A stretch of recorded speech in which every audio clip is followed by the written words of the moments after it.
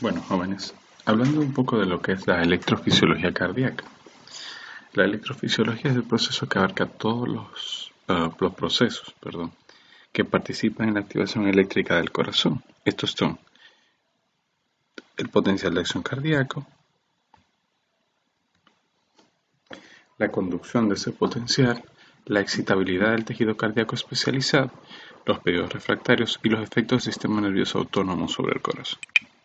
Entonces, el potencial de acción cardíaco. Recordemos que el potencial de acción el corazón está formado por dos tipos de células, ¿verdad? Las células contráctiles y las células especializadas. Las células contráctiles son células musculares que poseen las estructuras necesarias para el bombeo del corazón. Se orientan en grupos que permiten la contracción de las aurículas y de los ventrículos de forma independiente, mientras que las células especializadas son células musculares que no contribuyen a la contracción y a la generación de fuerza. Actúan solamente transmitiendo los potenciales de acción entre las fibras musculares. Sirven como vías de transmisión del potencial. ¿Por qué? Porque estas carecen de muy pocas miofilamentos, pero no tienen tanta actina ni miosina. Y estas se van a organizar para formar nodos y tienen la capacidad de generar estímulos. Son autómatas, tienen automatismo. Entonces, aquí demos un vistazo a lo que es el sistema de conducción cardíaco. El sistema de conducción está formado por el nodo sinusal, los fascículos internodales auriculares, que son estos, que están entre un nodo y otro, pues llaman internodales, y también estarán formando el nodo auriculoventricular, que es este que está acá, y lo que son los haz de His y las fibras de Purkinje, que son estas de acá. Entonces, el nodo sinusal es el marcapasos del corazón, es quien inicia el potencial de acción y desde ahí se transmite a través de las diferentes estructuras que ya mencionamos. Los haces internodales, como les dije, son fibras que transmiten los impulsos desde el nodo sinusal tanto a la aurícula derecha como a la aurícula izquierda y posteriormente al nodo auriculoventricular, que es este. El nodo AB es una estación de relevo en el cual el impulso que primero se inicia en el nodo sinusal y llega a la B sufre un pequeño retraso, se torna más lento el impulso. Esto permite que las aurículas se contraigan primero que los ventrículos para permitir su llenado. Esa es la lentitud que genera el nodo AB. Luego sigue el haz de His, que es este, que se divide en una rama derecha y una izquierda. La rama derecha e izquierda discurre por el tabique interventricular y se distribuye entre las fibras de Purkinje que inervan a ambos ventrículos. Aquí esta conducción es rápida, donde la conducción es lenta del nodo AB cuando atraviesa la parte fibrocartilaginosa, que es esta, que como habíamos mencionado, el corazón no puede transmitir estímulos del aurículo a los ventrículos porque aquí hay tejido fibrótico. Entonces el nodo AB, por vía de esta vía, es que permite que se lentezca el impulso y que llegue a las AB o haz de His.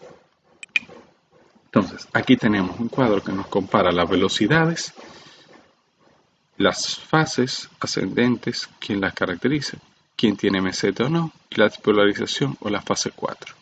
Entonces, tengo que el nodo sinusal, su potencial de acción dura 150 milésimas de segundo. La corriente de entrada ascendente está dada por la entrada de calcio, que vamos a hablar más adelante de eso. No tiene meseta su potencial de acción.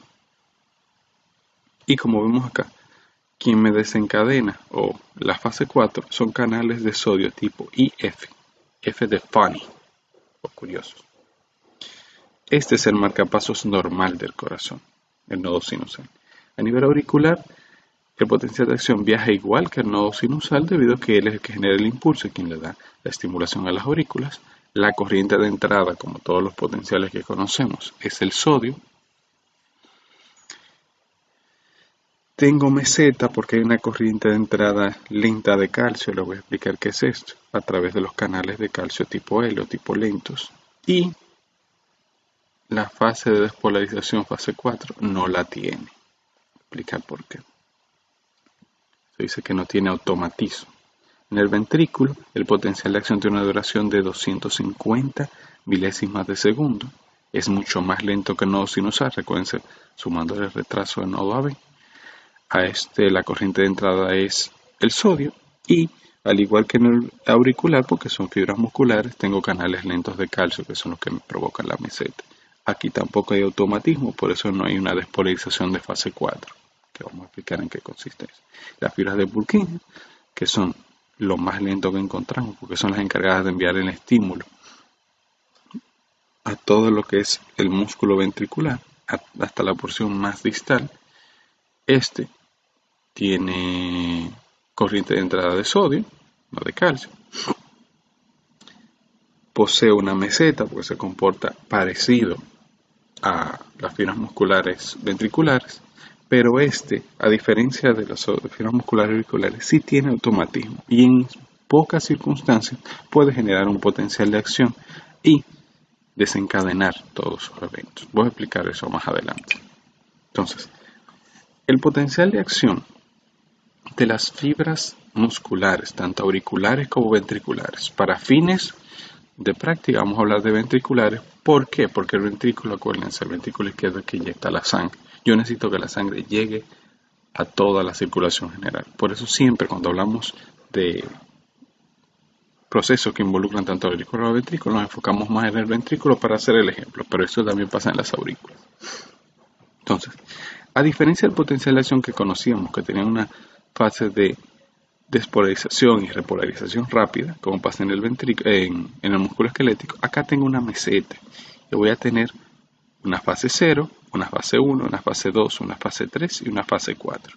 La fase 0 es propiamente dicha la despolarización rápida, la que conocíamos.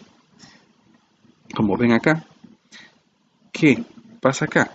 Que el sodio pasa del líquido extracelular al líquido intracelular en esta fase C.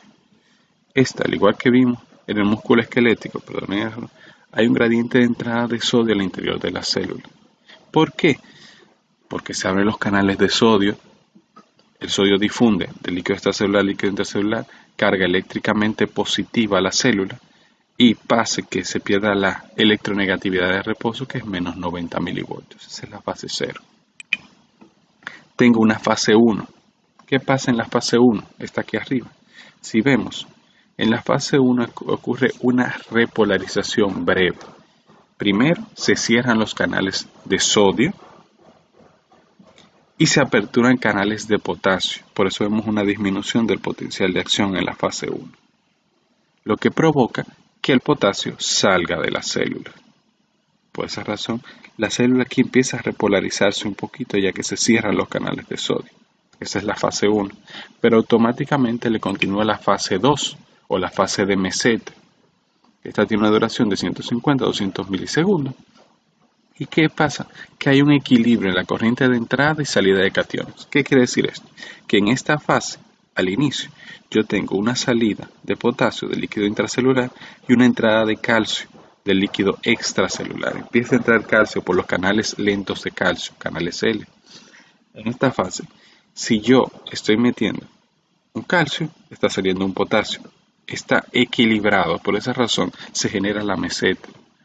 Las cargas eléctricas, la corriente entre ellas es nula, porque la misma cantidad de potasio que está saliendo se equilibra con la misma cantidad de calcio que entra. Por esa razón el potencial no varía. Ya en la fase final de la fase 2, como vemos acá, el potasio empieza a ganarle al calcio, empieza a salir más potasio que calcio, y aquí se inicia la fase 3. En la fase 3 es otra fase de repolarización. La repolarización que primero comenzó en la fase 1 sigue continuando en la fase 3, pero ya en este punto no hay entrada de calcio. Por esa razón, como vemos acá en la fase 3, el potasio empieza a difundir hacia afuera. Como dice acá, disminuye la conductancia o la entrada de calcio. La salida de potasio supera, como veo acá, la entrada de calcio y la célula se torna eléctricamente negativa porque estoy perdiendo cargas positivas. ¿Qué pasa? En la fase final, aquí abajo, de la fase 3, se crea una pendiente. Esto se debe a que a medida que se va cargando eléctricamente negativa la célula, la célula se va acercando a lo que es el potencial de equilibrio del potasio.